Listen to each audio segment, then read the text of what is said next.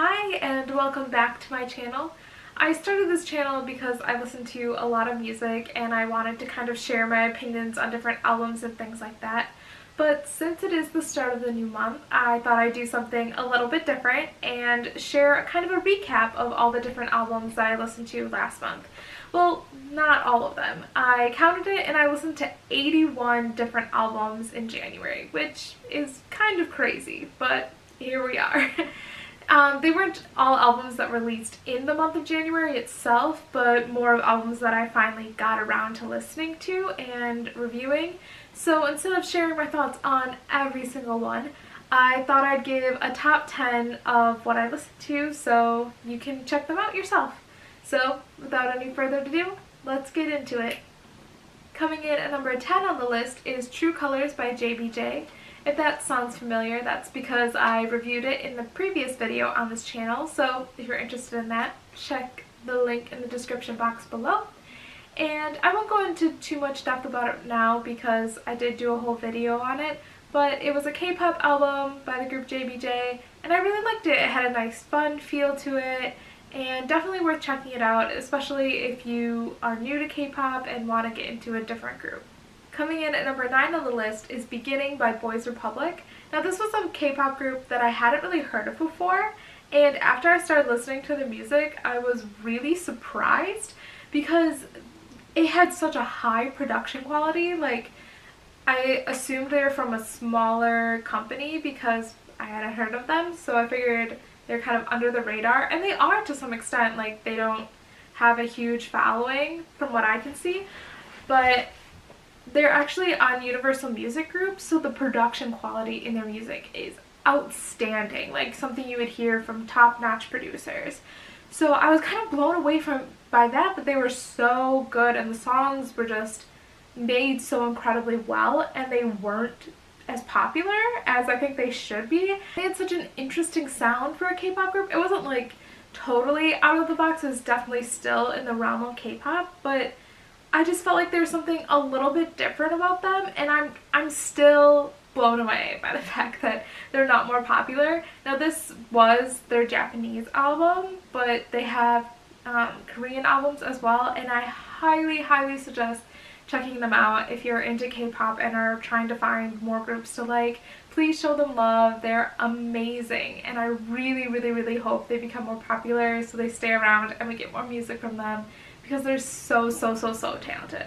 And at number 8 is Rocket Man by Dumbfounded. Now he is a Korean American rapper, so if you're trying to get into K-rap, I would suggest this as a starting point because some of his songs are in English and some of them are in Korean. So it's a good balancing point to get into this other genre that maybe you're not familiar with. And he just had a really fun sound to this album. He came out with this was released in 2017. And he had another album in the earlier part of 2017, which was Foreigner, and I liked this one way better. I thought it was way more fun and enjoyable.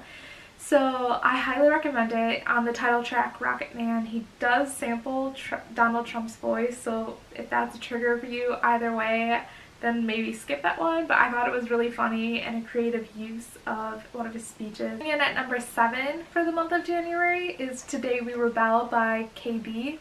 Now this is a hip-hop album, and I'm usually really picky when it comes to my hip-hop. I either really love it or I don't like it at all. It's just, I don't know what it is, I'm just super picky when it comes to that.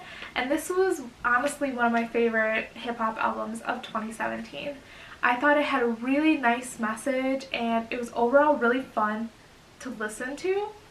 And yeah, for me it's like messages are the big thing in hip-hop, and I really enjoyed this album. I might not necessarily reach for it again if I'm looking for something to listen to, but if hip-hop is more of your genre and you're looking for something you don't really know, I would definitely recommend checking out this album. Coming in at number 6 for the month of January is Mixtape by Stray Kids.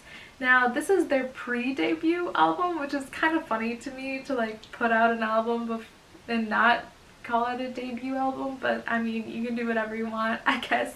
But it was a really good album. I had heard Elevator before. I think almost everyone in the K-pop community had heard Elevator before this came out, but I was pleasantly surprised. It was a really, really good album. It was a lot of fun. Looking forward to their debut, because if their pre-debut is this solid, like, I can't wait until they have their full power hardest.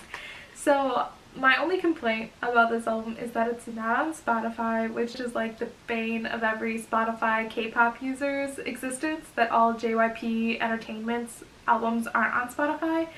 So please, please, if you're listening, you know. But overall, a great album. You have to check it out somewhere other than Spotify. But coming in at number 5 is Sheep by Lay. Now, oh my gosh, I adored this album. When I had heard Peach off of this album before I heard the full thing, and I love Peach. Like, it is my jam. I listen to it all the time. It's so fun. It took me like 3 listens before I realized the whole song was in English, and then like my world changed. I was like, oh my god, I like loved this song before, and then you hear the English lyrics and you're like, oh my god. But seriously, so good, and there's a whole bunch of really good jams. He came off with a really cool concept for this album.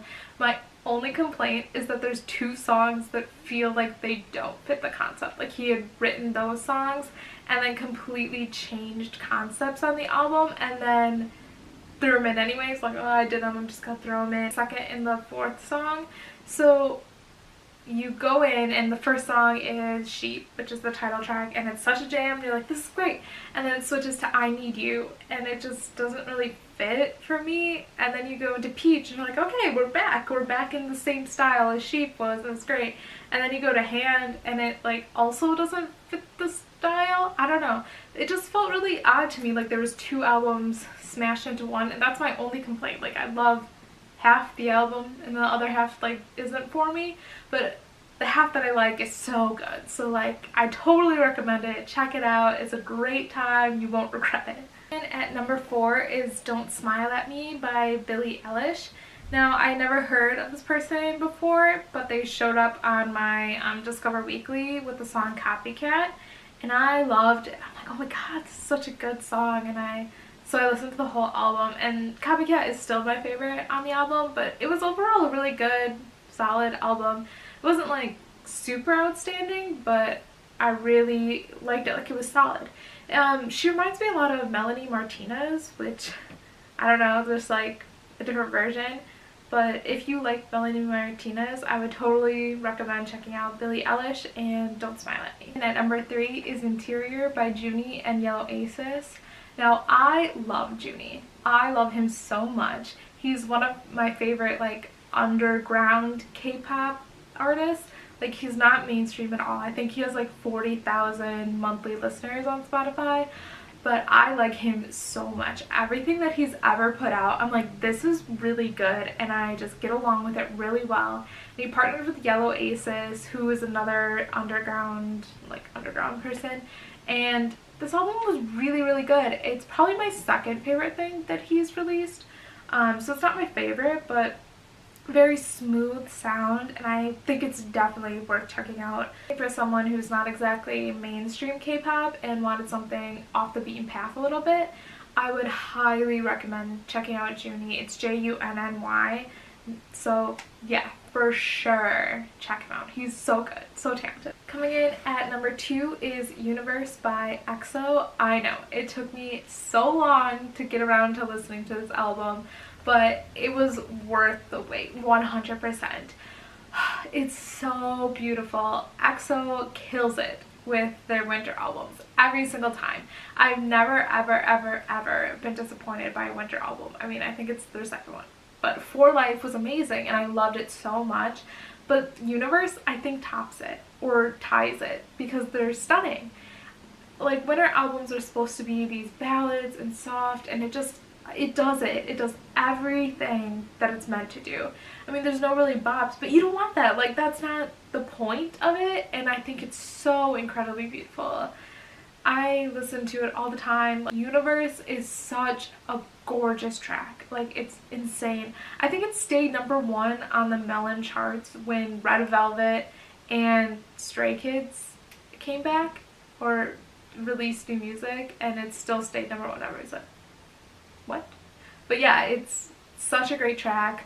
listen to it for real. EXO killed it with their winter album. And my #1 album that I listened to this January should come as no surprise. It was Mania by Fall Out Boy. Now this is another one that I did do a video about, so I'm not going to go over the top about it, but definitely check it out. It is such a good album. I've been waiting for it since May, and it finally came, and it was worth the wait, so definitely check out Mania by Fall Out Boy. It is stunning, and if you want to know in detail about it, check the link below. I hope you enjoyed my recap of the top 10 albums I listened to in January, and check them out because they're all seriously stunning. But I'll catch you on the next video.